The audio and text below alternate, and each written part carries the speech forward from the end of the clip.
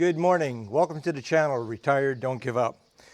I've been preparing to do this video for an hour now, getting all set up. My buddy in Rayong, Les from Retired and Living the Dream, every Friday he does a car wash and he just talks.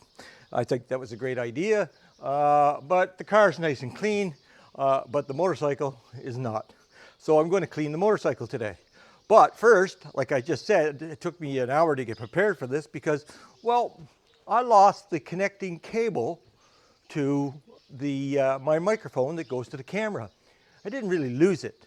You know you're getting old when you put something down knowing it should be put away, but you put it down and several days later you see it several times and you mentally know where it is. But when the time comes to go looking for it and it's not where it's supposed to be, that's pretty frustrating. That's what it's called. That's what it's like to get old. And well, I'm sure you all know that.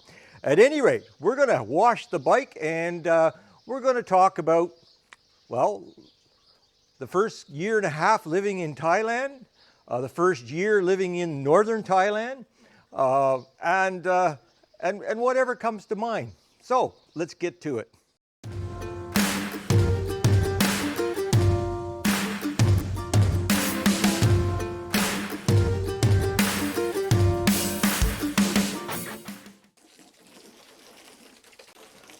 So, as you know, just recently I got married and to a wonderful Thai lady. Her name is Katai. That's a nickname. A lot of Thai women, a lot of Thai people, they have nicknames here in Thailand. They have that in America and Canada too. Her real name is Supit. And her proper name was Supit Punyao. But hey, when we got married, she changed her name to Supit Clark. This is my third marriage. Now, I'll let you know that I get along with my two previous wives. I get along with them just fine. They're very good people. They're very different people. And again, Katai is also very different from them.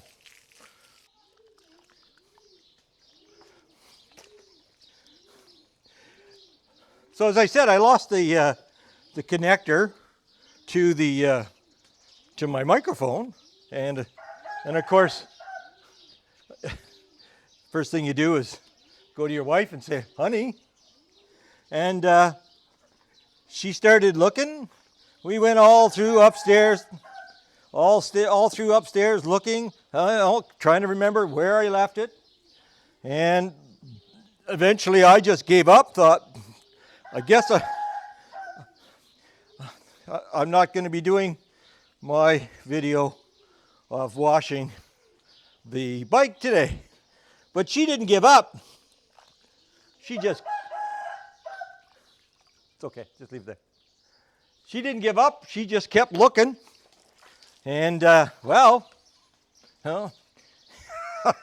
she found it. It was in the car. I mean, I looked in the car, but obviously I didn't look where I put it in the car. It was in the cubby hole. So again, very fortunate to have Katai and help me find things that, well, of course, I shouldn't lose in the first place. But it does, it happens. Now, for you that come to Thailand, a lot of you come to Thailand with the intention of hopefully settling down with a Thai woman, or maybe you just come to Thailand with the intention of just living here single and enjoying yourself. That's up to you. But I've known Katai now for 2 years. We talked online for 6 months before I came to Thailand. And I always had the intention of coming here directly to be with her. Now, Katai did not speak any English when I came to Thailand. None. I mean, hello, your basic. She could say the basic things that I can say in Thai now, and I've been here a year and a half. The Thai language, although I've been told by many people that have been here for 20 years, you should learn Thai. Well, in 20 years, hopefully I'll be able to speak Thai. But it's not something that you learn overnight. It's not something that you learn quickly. If you have the same problem with learning, as obviously I have, then you need to understand clearly that the language barrier is going to be very difficult. So my advice is that if you're going to be with a Thai woman, really look for someone who speaks English. Now, all that said,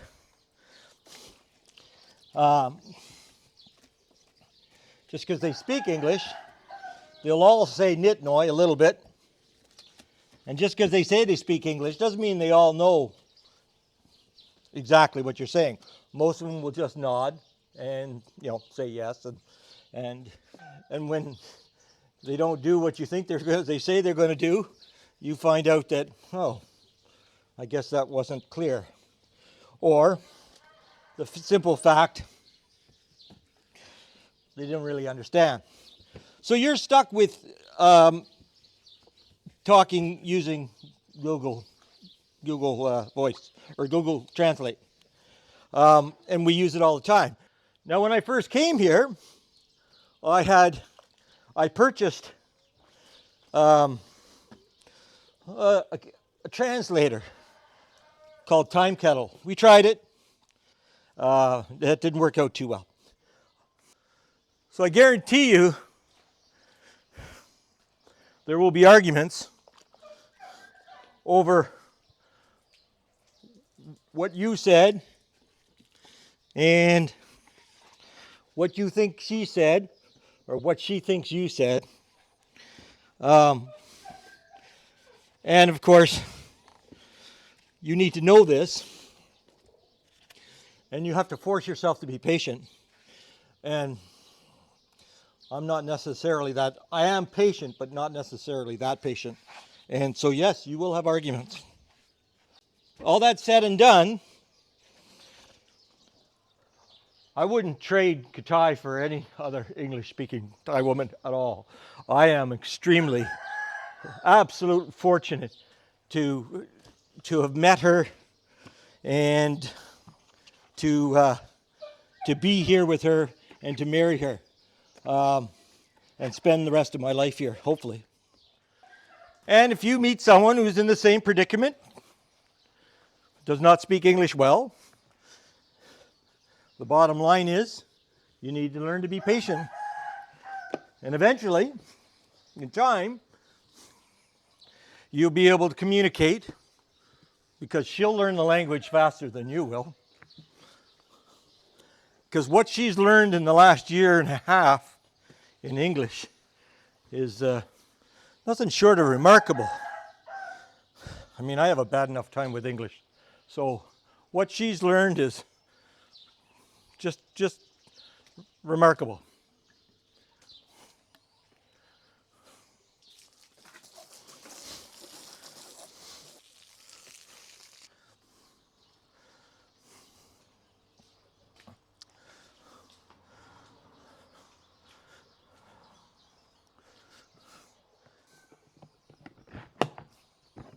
Let's take this off. I've been here now a little more than a year and a half. And I now have the marriage visa. Well, I don't have the marriage visa yet. I have to go back on the 2nd of May. And they'll finally stamp it. Everything's been sent away. There'll be a police officer coming here this this week to I guess confirm that that I live here, and that's fine. But like I say, I'm from Canada, for those that don't know, and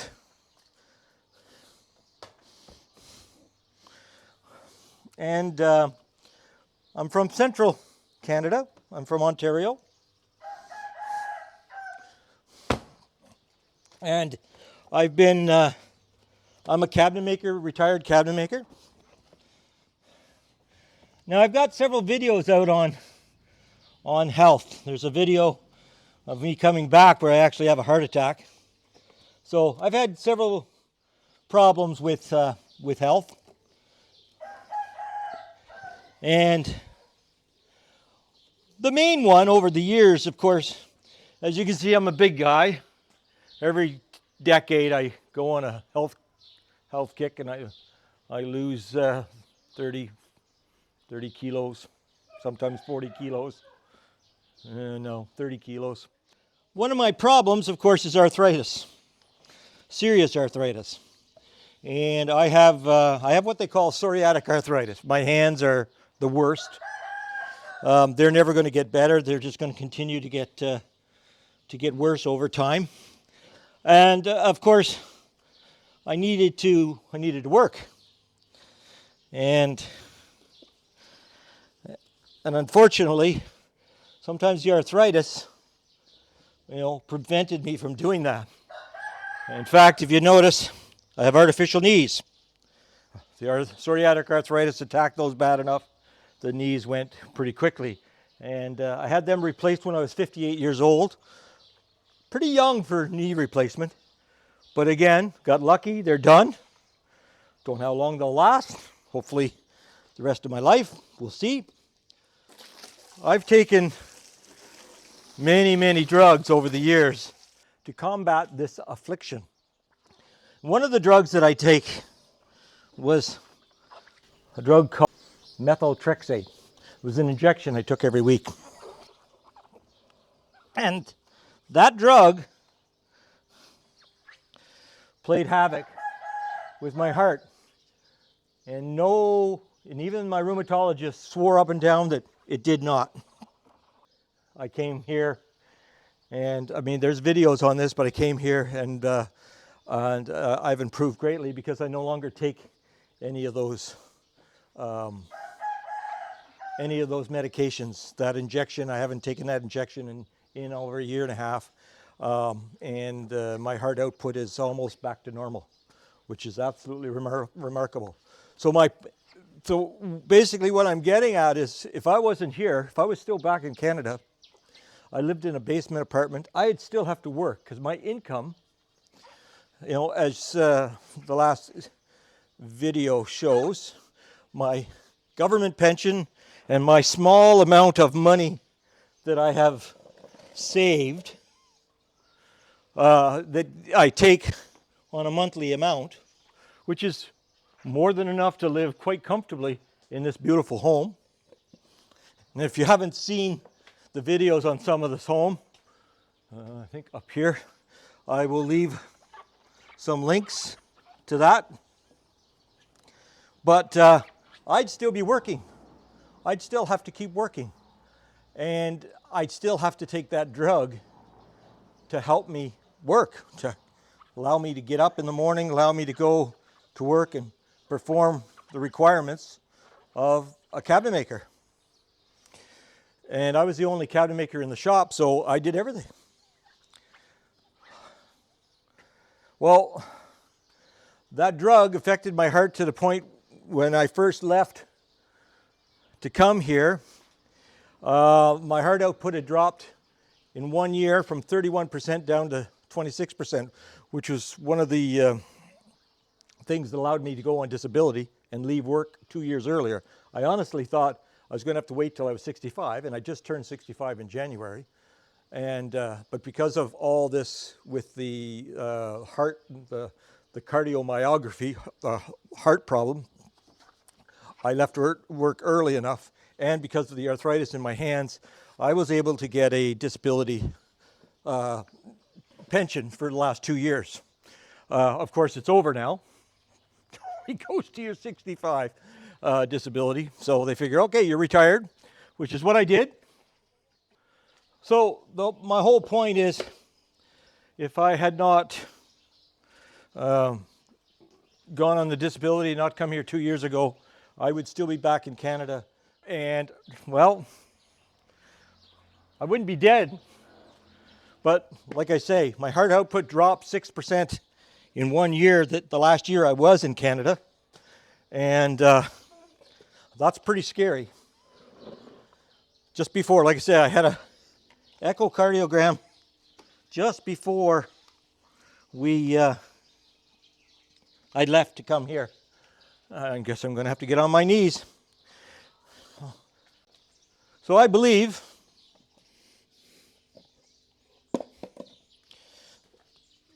that had I waited, had I not got that disability, I would have been ready to go retired now. And if my heart output was down to 26%, I believe if my heart was down to 26% the year just before I went, a year and a half ago, well, if it dropped 6% every year, which is what it was doing, then, well, it would be down to under 20% today. And just for those that in the know, when your heart output is 20%, they say your life expectancy is no more than 3 years. So, and of course, again, another thing about that is, of course, your life output is, your heart is down so much, you have no breath, you can't do anything. So again, and of course now, for those that have followed my channel, they know that that I have been going to a cardiologist here in Chiang Mai, and of course my heart output now is up to 48% from 26% when I first came to Thailand. I'm not saying this is the promised land for health, but I am saying the drugs that I was taking, that I'm no longer taking, and when of course they swore up and down that the drug didn't affect my heart. Well, I don't know. I am on heart medicine, but again, it's now very little. My argument would be simply, it's the medicine. And by not taking that medicine, I'm so much better for it. I'm trying to get everything while I can while I'm down here, because like I just said earlier, I have titanium knees, and yeah, kind of hard on the knees, there's no give. So, going to get up now. So there it is. Living in Thailand for me was the right thing to do. Happily married.